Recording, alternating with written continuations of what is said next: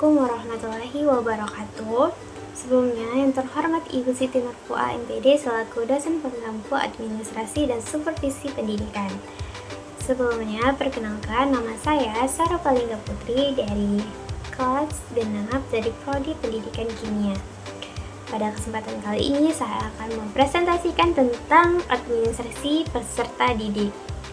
Ada yang tahu nggak apa itu administrasi peserta didik?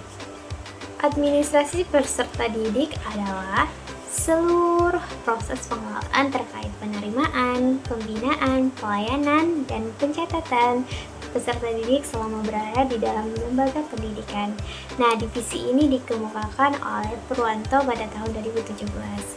Jadi, administrasi ini mencakup seluruh kegiatan siswa sejak siswa masuk ke sekolah, selama proses belajar berlangsung hingga siswa keluar atau lulus dari lembaga pendidikan tersebut. Tujuan utamanya adalah agar pembelajaran berjalan tertib, terarah, dan sesuai dengan kebutuhan perkembangan setiap individu siswa. Mari kita lihat contoh nyata dalam praktik sehari-hari. Contoh pertama, pada awal tahun ajaran, sekolah akan mendata seluruh siswa baru dan menginputnya ke sistem Dapodik agar data akurat dan tercatat secara nasional. Contoh yang kedua itu, guru, wali kelas akan memantau perkembangan karakter dan akademik siswa melalui catatan hariannya. Ini akan menunjukkan bahwa administrasi bukan hanya soal pencatatan data, tetapi juga pembinaan berkelanjutan.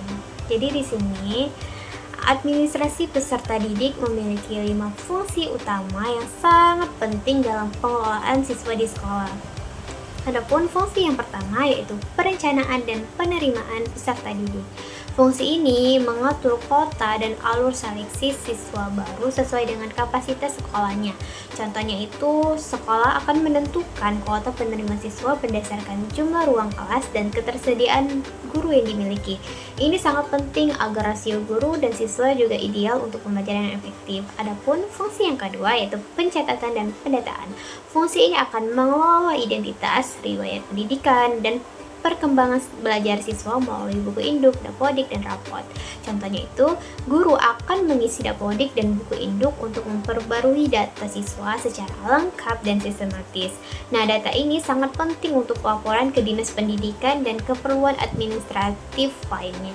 Adapun fungsi yang ketiga yaitu pembinaan dan pengembangan peserta didik.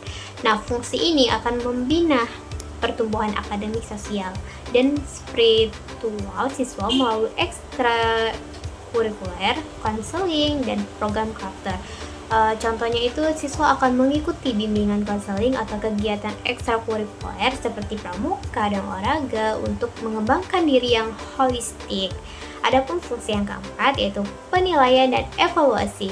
Nah, fungsi ini melaksanakan penilaian hasil belajar, penyusunan rapor, dan pelaporan prestasi kepada orang tua. Contohnya, guru akan mengisi rapor dan menyampaikan laporan hasil belajar kepada orang tua setiap semester sebagai bentuk transparansi dan akuntabilitas pendidikan. Adapun fungsi yang kelima yaitu kelulusan dan alumni. Nah, fungsi ini mengatur penerbitan ijazah dan pendataan alumni. Contohnya, sekolah akan membuat database alumni untuk memudahkan komunikasi dan kerjasama pada kegiatan sekolah di masa mendatang. Database alumni juga berguna untuk tracker, study, dan monitoring perkembangan lulusan. Jadi kita di sini akan memasuki slide yang ketiga yaitu relevansi dengan profil lulusan. Pemahaman tentang administrasi peserta didik sangat penting dan relevan bagi profil lulusan, khususnya itu calon pendidik dan pengelola kependidikan. Ada 4 relevansi utama. Relevansi yang pertama yaitu membantu kemampuan calon pendidik dalam mengatur data dan pelayanan siswa secara sistematis.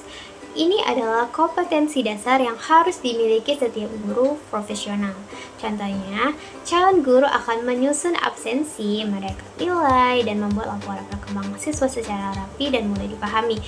kemampuan administratif ini akan sangat membantu dalam tugas keharian sebagai pendidik.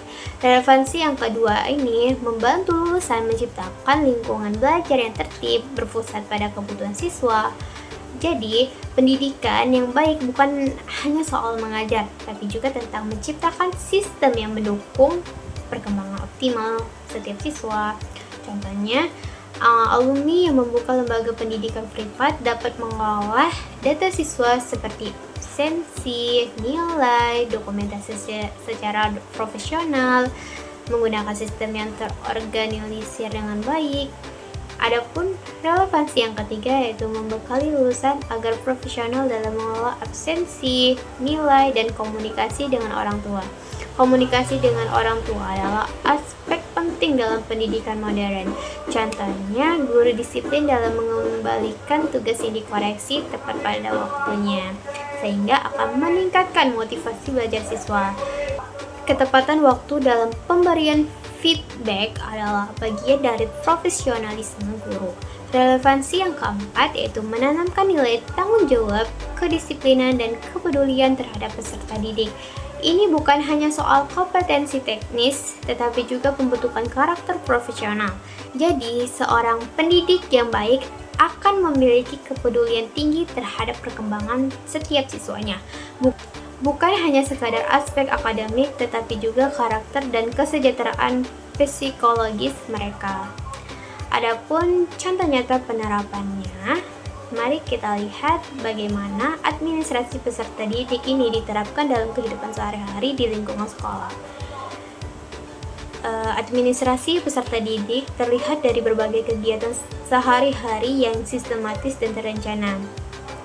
Jadi, pada awal tahun ajaran baru, sekolah akan mengadakan PPDB atau penerimaan peserta didik baru dan mencatat semua data siswa ke dalam sistem Dapodik. Nah, proses ini akan memastikan bahwa setiap siswa itu akan tercatat secara resmi dan mendapatkan pelayanan pendidikan yang sesuai.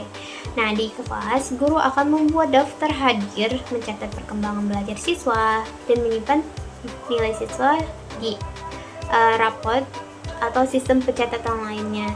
Jika ada siswa yang mengalami kesulitan belajar atau kurang percaya diri, guru tersebut akan mengarahkan mereka ke bimbingan konseling atau kegiatan ekstrakurikuler seperti pramuka, teater, atau olahraga untuk membantu perkembangan diri mereka.